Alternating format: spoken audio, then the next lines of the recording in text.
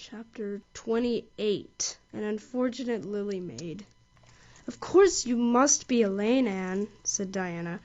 "I could have never had the courage to float down there." "Nor I," said Ruby Gillis with a shiver. "I don't mind floating down when there's 2 or 3 of us in the flat and we can sit up. It's fun then. But to lie down and pretend I was dead, I just couldn't. I'd die really of fright." "Of course it would be romantic," conceded Jane Andrews, "but I know I couldn't keep still. I'd be popping up every minute or two to see where I was, or I wasn't drifting too far out. And you know, Anne, that would spoil the effect." "But it's so ridiculous to have a red-headed Elaine," mourned Anne. "I'm not afraid to float down, and I'd love to be Elaine. But it's ridiculous just the same. Ruby ought to be Elaine, because she is so fair and has such lovely long golden hair. Elaine had all her bright hair streaming down, you know. And Elaine was the Lily Maid. Now, a red-haired person cannot be a Lily Maid." "Your complexion is just as fair as Ruby's," said Diana earnestly, "and your hair is ever so much darker than it used to be before you cut it." "Oh, do you really think so?" exclaimed Anne, flushing sensitively with delight. "I've times thought it was myself, but I never dared to ask anyone for fear she would tell me it wasn't. Do you think it could be called auburn now, Diana?" "Yes, and I think it is real pretty," said Diana, looking admiringly at the short silky curls that clustered over Anne's head and were held in place by a very jaunty black velvet ribbon and bow. They were standing on the bank of the pond, below Orchard Slope, where a little headland fringed with birches ran out from the bank. At its tip was a small wooden platform built out into the water for the convenience of fishermen and duck hunters. Ruby and Jane were spending the midsummer afternoon with Diana, and Anne had come over to play with them. Anne and Diana had spent most of their playtime that summer on or about the pond. Idlewild was a thing of the past, Mr. Bell having ruthlessly cut down the little circle of trees in his back pasture in the spring. Anne had sat among the stumps and wept, not without an eye to the romance of it. But she was speedily consoled, for after all, as she and Diana said, big girls of 13 going on 14 were too old for such childish amusements as playhouses, and there were more fascinating sports to be found about the pond. It was splendid to fish with trout over the bridge, and the 2 girls learned to row themselves about in the little flat-bottomed dory Mr. Barry kept for duck shooting. It was Anne's idea that they dramatize Elaine. They had studied Tennyson's poem in school the preceding winter, the superintendent of education having prescribed it in the English course for the Prince Edward Island schools. They had analyzed and parsed it and torn it to pieces in general until it was a wonder there was any meaning at all left in it for them. But at least the fair Lily Maid and Lancelot and Guinevere and King Arthur had become very real people to them. And Anne was devoured by secret regret that she had not been born in Camelot. Those days, she said, were so much more romantic than the present. Anne's plan was hailed with enthusiasm. The girls had discovered that if the flat were pushed off from the landing place, it would drift down with the current under the bridge, and finally strand itself on another headland lower down, which ran out at a curve in the pond. They had often gone down like this, and nothing could be more convenient for playing Elaine. "Well, I'll be Elaine," said Anne, yielding reluctantly, for although she would have been delighted to play the principal character, yet her artistic sense demanded fitness for it, and this, she felt, her limitations made impossible. "Ruby, you must be King Arthur, and Jane will be Guinevere, and Diana must be Lancelot. But first you must be the brothers and the father. We can't have the old dumb servitor, because there isn't any room for 2 in the flat when one is lying down. We must pole the barge all in its length in blackest samite. That old black shawl of your mother's will be just the thing, Diana." The black shawl having been procured, Anne spread it over the flat, and then lay down on the bottom, with closed eyes and hands folded neatly over her breast.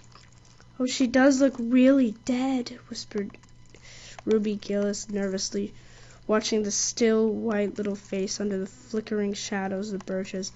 "It makes me feel frightened, girls. Do you suppose it's really right to act like this? Mrs. Lynde said that all play acting is abominably wicked. Ruby, you shouldn't talk about Mrs. Lynde, said Anne severely. It spoils the effect because this is hundreds of years before Mrs. Lynde was born. Jane, you arrange this.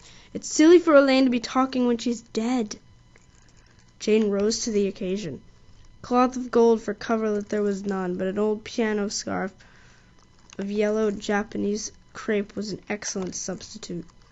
A white lily was not obtainable just then, but the effect of a tall blue iris placed in one of Anne's folded hands was all that could be desired. Now she's all ready, said Jane. We must kiss her quiet brows, and Diana, you say, Sister, farewell forever, and Ruby, you say, Farewell, sweet sister, both of you as sorrowfully as you possibly can. And for goodness sake, smile a little. You know, Anne lay as though she smiled. That's better. Now push the flat off. The flat was accordingly pushed off, scraping roughly over an old embedded stake in the process. Diana and Jane and Ruby only waited long enough to see it caught in the current, and headed for the bridge before scampering up through the woods, across the road, and down to the lower headland, whereas Lancelot and Guinevere and the king, they were to be in readiness to receive the Lily Maid. For a few minutes, Anne, drifting slowly down, enjoyed the romance of her situation to the full. Then something happened not at all romantic. The flat began to leak. In a very few moments it was necessary for Elaine to scramble to her feet, pick up her cloth of gold coverlet and pall of blackest samite, and gaze blankly at a big crack in the bottom of her barge, through which the water was literally pouring. That sharp stake at the landing had torn off the strip of batting nailed on the flat. Anne did not know this, but it did not take her long to realize that she was in a dangerous plight. At this rate the flat would fill and sink long before it could drift to the lower headland. Where were the oars? Left behind at the landing. Anne gave one gasping little scream, which nobody ever heard. She was white to the lips, but she did not lose her self-possession. There was one chance, just one. I was horribly frightened, she told Mrs. Allen the next day, and it seemed like years while the flat was drifting down to the bridge and the water rising in it every moment. I prayed, Mrs. Allen, most earnestly, but I didn't shut my eyes to pray, for I knew the only way God could save me was to let the flat float close enough to one of the bridge piles for me to climb up on it.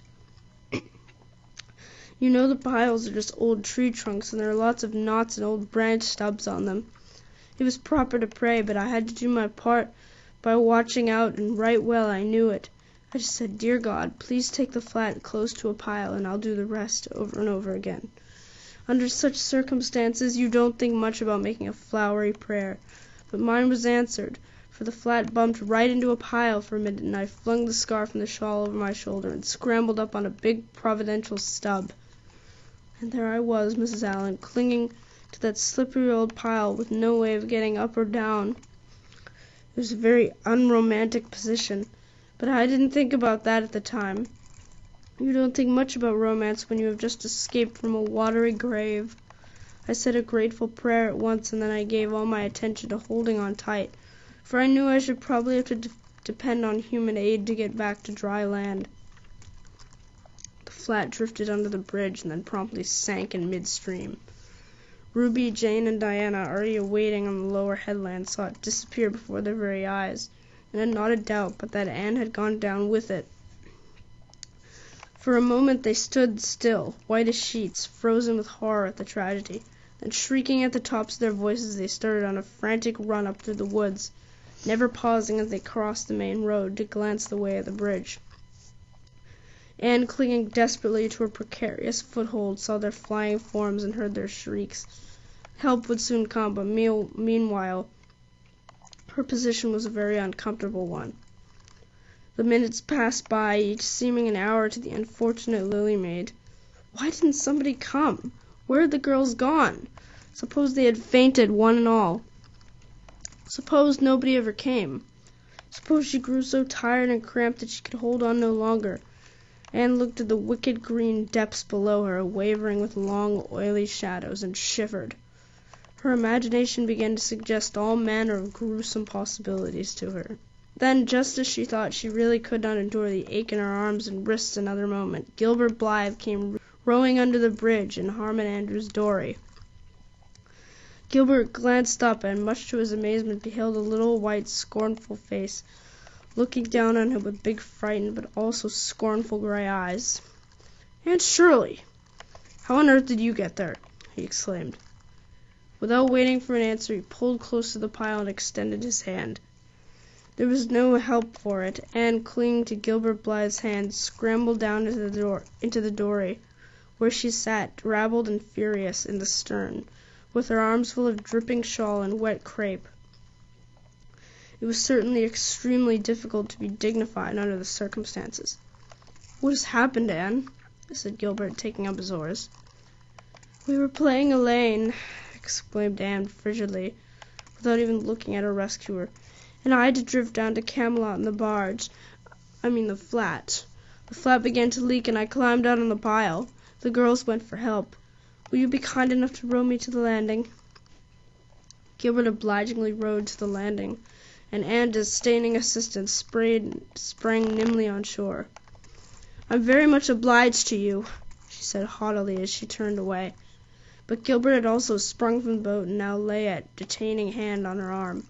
"Anne," she said hurriedly, "look here. Can't we be good friends? I'm awfully sorry I made fun of your hair that time. I didn't mean to vex you, and I only meant it for a joke. Besides, it's so long ago. I think your hair is awfully pretty now. Honest, I do. Let's be friends." For a moment Anne hesitated. She had an odd, newly awakened consciousness under all her outraged dignity that the half-shy, half-eager expression in Gilbert's hazel eyes was something that was very good to see. Her heart gave a quick, queer little beat, but the bitterness of her old grievance promptly stiffened up her wavering determination.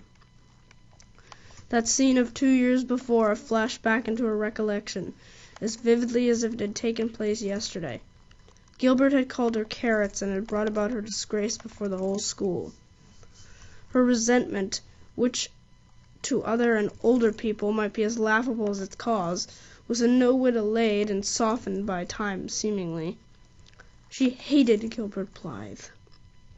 She would never forgive him. "No," she said coldly. "I shall never be friends with you, Gilbert Blythe, and I don't want to be." "All right." Gilbert sprang into his skiff with an angry color in his cheeks. "I'll never ask you to be friends again, Aunt Shirley, and I don't care either." He pulled away with swift, defiant strokes, and Anne went up the steep, ferny little path under the maples. She held her head very high, but she was conscious of an odd feeling of regret. She almost wished she had answered Gilbert differently. Of course, he had insulted her terribly, but still. Altogether, Anne rather thought it would be a relief to sit down and have a good cry. She was really quite unstrung, for the reaction from her fright and cramped clinging was making itself felt. Halfway up the path she met Jane and Diana rushing back to the pond in a state narrowly removed from positive frenzy. They had found nobody at Orchard Slope, both Mr. and Mrs. Barry being away. Here Ruby Gillis had succumbed to hysterics and was left to recover from them as best she might, while Jane and Diana flew through the haunted wood and across the brook to Green Gables. There they had found nobody either, for Marilla had gone to Carmody and Matthew was making hay in the back field. "Oh, Anne!" gasped Diana, fairly falling on the former's neck and weeping with relief and delight. "Oh, Anne, we thought you were drowned, and we felt like murderers because we had made you be Elaine, and Ruby is in hysterics. Oh, Anne, how did you escape?"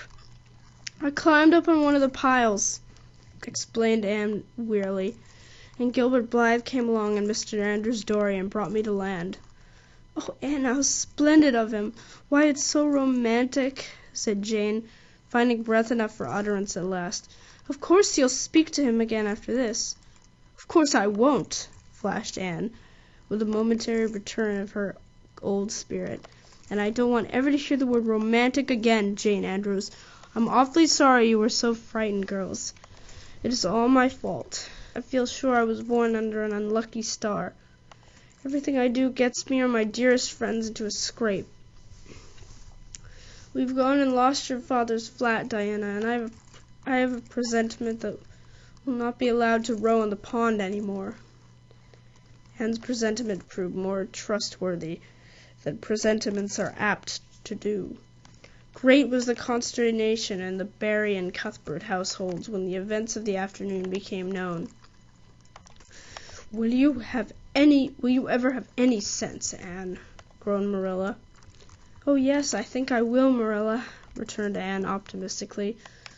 A good cry, indulged in the grateful solitude of the East Gable, had soothed her nerves and restored her to her wonted cheerfulness. "I think my prospects of becoming sensible are brighter now than ever." "I don't see how," said Marilla. "Well," explained Anne, "I've learned a new and valuable lesson today. Ever since I came to Green Gables I've been making mistakes, and each mistake has helped to cure me of some great shortcoming. The affair of the amethyst brooch cured me with meddling with things that didn't belong to me. The haunted wood mistake cured me of letting my imagination run away with me. The liniment cake mistake cured me of carelessness in cooking. Dyeing my hair cured me of vanity. I never think about my hair and nose now, at least very seldom. And today's mistake is going to cure me of being too romantic. I've come to the conclusion that it is no use trying to be romantic in Avonlea. It was probably easy enough in towered Camelot hundreds of years ago, but romance is not appreciated now. I feel quite sure that you will soon see a great improvement in me in this respect, Marilla." "I'm sure I hope so," said Marilla skeptically. But Matthew, who had been sitting mutely in his corner, laid a hand on Anne's shoulder when Marilla had gone out. "Don't give up all your romance, Anne," he whispered shyly. "A little of it is a good thing, not too much, of course, but keep a little of it, Anne. Keep a little of it."